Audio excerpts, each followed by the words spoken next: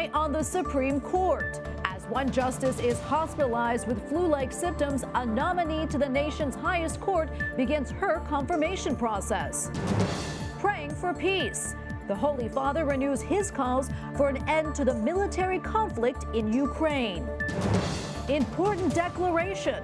What the Biden administration is saying about the violence in one country in Southeast Asia.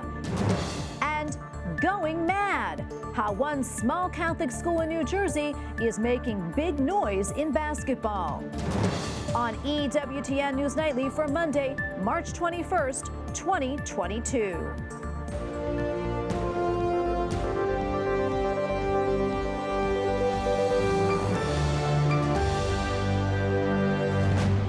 Thank you so much for being with us tonight. I'm Tracy Sable. U.S. Supreme Court Justice Clarence Thomas is in the hospital.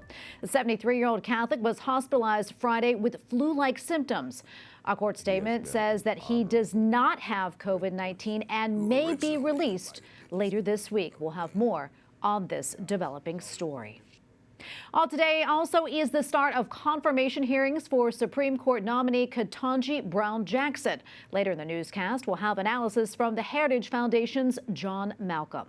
Meantime, the Vatican has published a long-awaited document which contains Pope Francis's reform of the Roman Curia. It is called Predicat Evangelium, or Preach the Gospel. It was development for 9 years and was released on Saturday's Feast of St. Joseph. It replaces the prior constitution, which was put forth by Pope John Paul II back in 1988. And for more on this story, including a closer look at what the document says, visit our partners at CatholicNewsAgency.com. We will also have analysis from Rome on tomorrow night's newscast. The Holy Father continues his prayers for a peaceful solution to the military conflict in Ukraine. Non si arresta purtroppo la violenta aggressione contro l'Ucraina. After reciting the Angelus yesterday in St. Peter's Square, the Holy Father called the suffering in Ukraine, quote, inhuman. However, he did not mention Russia by name. Pope Francis also called on the faithful to join him Friday for a prayer to consecrate Russia and Ukraine to the Immaculate Heart of Mary. EWTN will broadcast the service live at noon Eastern. While Ukraine says forces in Mariupol will not surrender, the Kremlin offered 2 humanitarian corridors for people in the port city if Ukraine agreed to end the fighting. Meantime, the Russian military says that it has eliminated a shopping mall in Ukraine's capital after they learned that it was being used to store rockets and other weapons. President Joe Biden heads to Europe later this week for a NATO summit on the war in Ukraine. He'll first fly to Belgium and then travel to Poland. Ahead of his overseas trip, the president spoke by phone today with several allies, including Britain and France. White House correspondent Owen Jensen reports. Owen? Tracy, President Biden's phone call to world leaders was private. The White House says they talked about military aid for Ukraine, humanitarian assistance for war refugees, and Russia's brutal attacks on civilians. In just days, President Joe Biden heads to Europe. Ahead of his trip, Russia has warned relations with the U.S. are, quote, on the verge of a breach. And caught on camera in Ukraine's capital, a huge fireball, a shopping center struck by enemy shelling. At least 8 people reportedly killed in the strike. Russia has been bombing Kyiv for several weeks, trying to surround it. NATO member Lithuania warning Europe against fatigue. We cannot get tired imposing sanctions. We cannot get tired offering assistance and help to Ukraine. Also today, an immigration rally across the street from the White House. Title 42. Protesters call on the Biden administration to end Title 42. They say the program that allows the government to keep out migrants based on the coronavirus pandemic has been misused. Good morning. President Biden is also sending support to his Supreme Court nominee, who's facing senators today. He writes, Judge Ketanji Brown Jackson is a brilliant legal mind with the utmost character and integrity. She deserves to be confirmed as the next justice of the Supreme Court. But pro-life groups criticize the president's pick, with Republicans saying she has a history of attacking the free speech rights of pro-life Americans. Also tonight, President Biden released a statement on the nation's cybersecurity. He's worried that Russia could launch a cyber attack on the U.S. The president is urging the private sector to harden its cyber defenses immediately. At the White House, Owen Jensen, EWTN News Nightly. Secretary of State Antony Blinken declares Myanmar's violence against Rohingya Muslims as genocide. The military in Myanmar, also known as Burma, are accused of torturing, raping, and killing Rohingya Muslims. Today, Secretary Blinken highlighted reports and research that verified those atrocities. And joining me now to discuss this is Paul Marshall, director of the Religious Freedom Institute's South and Southeast Asia Action Team, senior fellow at the Hudson Institute and professor at Baylor University. Paul, welcome. Great to see you. Thank you. Absolutely. Well, tell us exactly what this designation means and what type of implications could it have for Myanmar or Burma's government, which has been in the hands of the military since the coup. Yeah, well, the Burmese government, which is a military junta, tries to maintain that it's defending Buddhism and it's defending the ethnic Burmese people. And in the south of the country, you have the Rohingya, who are ethnically different and Muslim. And the Burmese government, the Myanmar government, has said they're a threat. They're not really citizens of this country, and attacked them and did the hideous things you described, essentially to drive them out of the country. And the world's largest refugee camps are next door in Bangladesh, where the Rohingya are. I think one of the things Secretary Blinken's designation will call attention to what's going on there. Our attention is rightfully on Ukraine, where there are now even more refugees. But it's important not to forget what else is going on around the world and the people suffering there. So it calls attention to Myanmar and the government there. And if I may add, the Rohingya are not the only religious persecuted group there. The 9% of the population who are Christians, who are in the ethnic groups in the east, people like the Karen, the Kachin, further north, the Chin, they're also savagely persecuted and attacked. In terms of what this will do, in terms of any blanket sanctions on the country, not much, but you can target the members of the military and go after their assets, like we've done so far. It looks successfully with Russia. It also gives a boost. There is now a case before the International Criminal Court about Myanmar. This would give that a boost. And also, I hope, would get the Association of Southeast Asian Countries, that all the countries in the area, they tend to be quiet. They don't like to interfere with what's going on in other countries. So they've been very quiet about what's happening to the Rohingya. But they're starting to move a little more. I hope this designation will push them to start regional discussions, which may be much more successful than if Westerners alone got involved. And Paul, why do you think it took so long for the U.S. to declare these atrocities genocide? Changing of administration, this didn't really advance under President Trump. So more of the momentum has been in recent years. And they also want to build a legal case. It's not just a case of saying, these people are doing bad things and we've got the news reports, we know about it. It's to build a legal case. So if you want to defend that in an international setting, that your proof is rock hard. So they wanted to make that as strong as possible.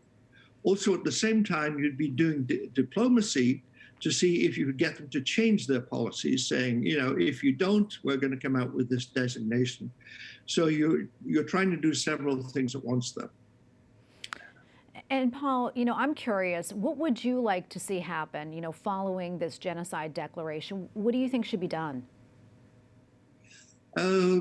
I think, firstly, we need to name and target the assets and also put restrictions on the members of the military junta who are controlling that country.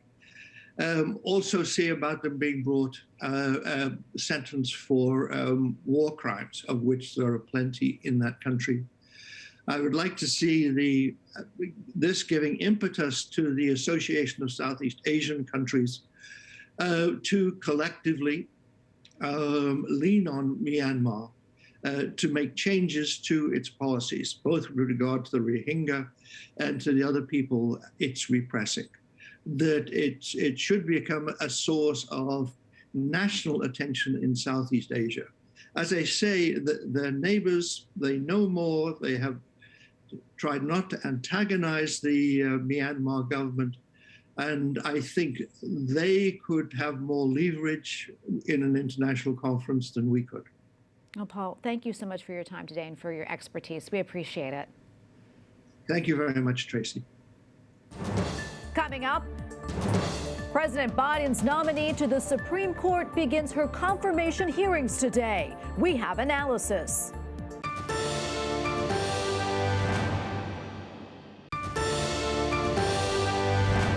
Today is the first day of Senate hearings for Judge Ketanji Brown Jackson's nomination to the Supreme Court.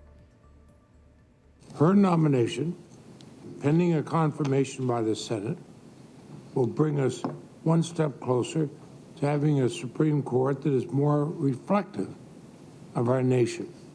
And her ascension to the High Court would be historic if confirmed. She would be the first African-American woman to be on the bench, as well as the first former public defender. And joining us now to talk more about this is John Malcolm, Vice President of the Institute for Constitutional Government at the Heritage Foundation. John, welcome. Great to see you again. Talk to us more about Judge Brown Jackson. Outside of her historic nomination, can you give us some insight into her legal background? Well, she's 51 years old, graduate of Harvard Law School. She clerked for 3 federal judges, including Justice Stephen Breyer, the justice whom she would replace. She was in private practice at a series of law firms, all very prestigious. She was an appellate lawyer with the Federal Defenders Program for 2 years. She also served on the staff and ultimately was herself confirmed as a commissioner on the United States Sentencing Commission. And for the last 9 years, she has been a federal judge, 8 of those years on the Federal District Court, and the last half year on the District of Columbia Circuit, D.C. Circuit. Yeah, and she could be potentially filling the seat for Justice Stephen Breyer, a justice that she once clerked for, that is. How similar are they in their legal philosophies? What can you tell us? Well, the odds are very high that if Judge Jackson becomes Justice Jackson, that on most issues that people will care about, that she will be reliably liberal. Justice Breyer certainly fit into that mold. So on things like abortion, racial preferences, the death penalty, he was a reliably liberal vote. On some criminal cases, he would occasionally side with the conservatives. He was also a former federal sentencing commissioner. And on some business disputes, he would occasionally join the conservative justices of the court, where a Justice Jackson, if she is confirmed, would be on those issues. Hard to say. Yeah. As you know, not everyone supports her nomination. Senator Josh Hawley has been a very vocal critic of her, even tweeting about it, saying in part that she has a record of letting child porn offenders, quote, off the hook. What more can you tell us about this? How concerning is it? Well, he's certainly going to raise it. Senator Cotton also raised the crime issue. President Biden has nominated an awful lot of defense attorneys and a lot of federal defenders to the bench, and of course, crime is spiking. So what Senator Hawley pointed out was that when she was at Harvard Law School, she wrote a then unsigned note in the Harvard Law Review, she since acknowledged having writing it, saying that she thinks that sex offenders are overly harshly treated by the criminal justice system. When she was a sentencing commissioner, she called for the end of mandatory minimum penalties, and that would include mandatory minimum penalties for child sex offenders. And he pointed out in a series of tweets that in at least 7 different cases, she sentenced child sex offenders to a sentence that was below the recommended sentencing range. You know, another thing I want to touch on as well, is there was an Axios report that Senator Mitch McConnell asked Judge Jackson if she opposes court packing, and she really didn't give a reply to that. What do you think that signals? Well, I'm hoping that she'll give a better answer when she's asked this time. So when she was asked about it by Senator McConnell, her response essentially was, hey, don't ask me. That's a legislative matter. You guys get to decide whether you're going to increase the number of Supreme Court justices or not. Several of the senators today said, look, court packing is a real threat to judicial independence, that Justice Ginsburg, Justice Thomas, Justice Breyer have all spoken out against court packing, and that they would expect or hope that she would do the same. Yeah, we don't have a whole lot of time left, but, another thing I want to touch on, too, is, as you know, President Trump's Supreme Court picks faced a lot of backlash during their hearings publicly as well. How do you see this playing out? Do you think that she'll face the same? No, I think this is going to be a far more dignified hearing. A lot of the Republican senators contrasted how they expect that they will treat Judge Jackson over the next 2 days with how Amy Coney Barrett and Brett Kavanaugh were treated. That means that they will ask her tough questions, but this is not going to devolve into ad hominem attacks or looking into her dating life or beer drinking habits when she was in high school and college. Yeah, and any thoughts on today's hearings just started? Any moments that stood out to you? No, not really. There were a couple of fiery moments. Lindsey Graham was clearly upset that his preferred pick, Michelle Childs of South Carolina, was not nominated, and said, look, the left pushed you for a reason, and I want to find out why.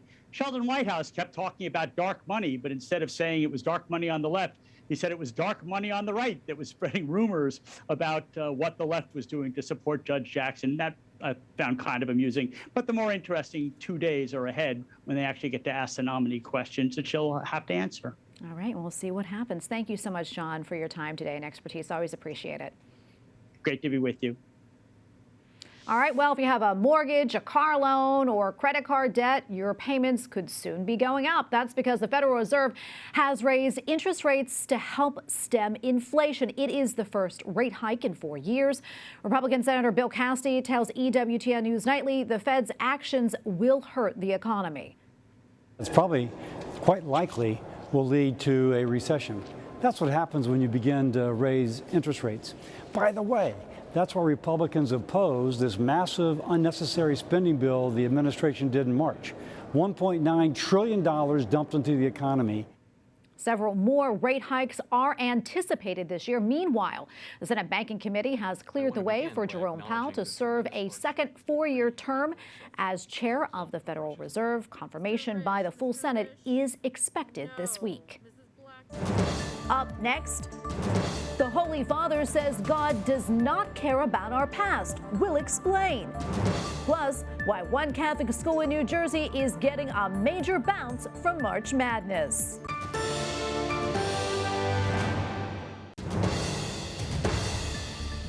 A China Eastern Jetliner with 132 people aboard crashed early today in the country's remote southern mountains. No word on survivors. The crash marks China's worst air disaster in nearly a decade. The impact ignited a forest fire visible from space. China announced today that it will provide more than $1.5 million in new humanitarian aid to Ukraine. 中国政府决定再向乌克兰提供一批价值1000万元人民币的人道主义物资援助。 China's foreign minister spokesperson says the new package will supplement some $800,000 worth of food aid, which it had committed earlier this month. Israel is warning the U.S. to not remove a terrorism designation against Iran's Revolutionary Guard. אנחנו מודאגים מאוד מכוונתה של ארצות הברית להיענות לדרישה האיראנית החצופה. Prime Minister Bennett calls the paramilitary group, quote, the biggest and most deadly terrorist organization in the world. Iran wants the U.S. to drop the terrorism designation as a condition to restore the 2015 nuclear treaty from which the U.S. withdrew from 4 years ago. On the 1st of April, Hong Kong will lift its ban on international travel affecting 9 countries. The city's chief executive, Carrie Lam, made the announcement during a press conference earlier today. International flights may now resume from Australia, Canada, France, India, Nepal, Pakistan, the Philippines, Britain, and the U.S. Hong Kong will also reduce quarantine time for inbound travelers. Pope Francis reminds the faithful not to blame our misfortune on God. E per favore non abituamoci alla guerra e alla violenza. At his Sunday address to pilgrims at the Vatican, the Holy Father says God does not care about our past. Instead, he is confident about our future and wants to help us in our troubles because he is always close to us. Well, church leaders in Europe recently held a 4-day gathering in Slovakia. The third European Catholic Social Days ended yesterday. Pope Francis wrote a letter to participants. He noted the tragic scenes unfolding in Ukraine and thanked the European bishops for helping the Ukrainian people. Joining us now is one of the participants, Monsignor Antoine Herouard, Archbishop of Dijon in France. Monsignor, welcome. Thank you so much for your time today. If you don't mind, can you tell us a little bit more about the meetings? How did they go? And also, what was the main focus? The meeting was the third European Catholic Social Days. And so it has been prepared before the COVID epidemic, and so we wanted to have this team and to know better what are the challenges for European Christians in the post-COVID period. But of course, the situation in Ukraine and the war has changed the situation, and we had also spoken a lot about this situation in Ukraine and the implication that it may have for us Christians in all Europe. Yeah. And if you don't mind, can you also tell us about the message from the Holy Father? What did he have to say? He emphasized on the situation about the war, saying that he of course, he is against the using of armed force in a conflict.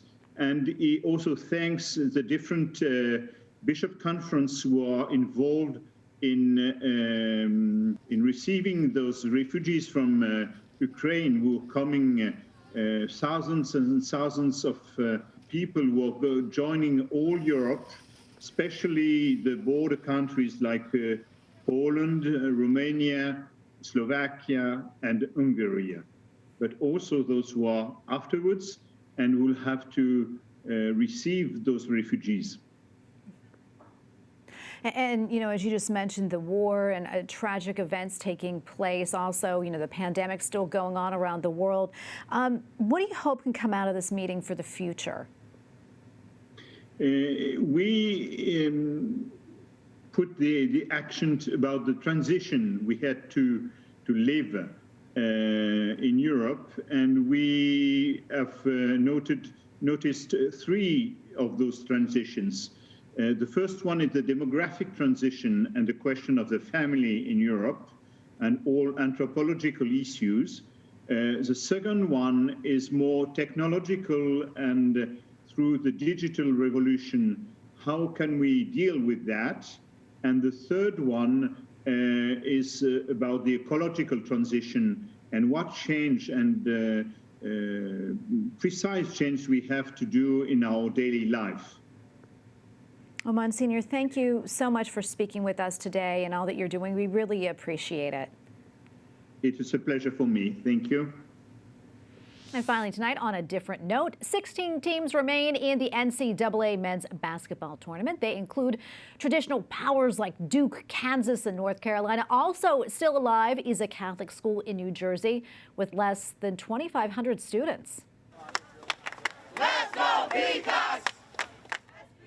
All right, you heard it there. The St. Peter's Peacocks of Jersey City were a 15 seed. They advanced with victories over Kentucky and Murray State, and next face powerful Purdue, a number 3 seed on Friday night. As one student said, the success is helping to put the school on the map, indeed. And St. Peter's is one of 4 Catholic schools remaining in the tournament. The others are Gonzaga, Villanova, and Providence. The championship game is set for April 4th in New Orleans. All right, praying for them all. We thank you for watching tonight. For the entire EWTN News Nightly team, I'm Tracy Sable. Good night and God bless.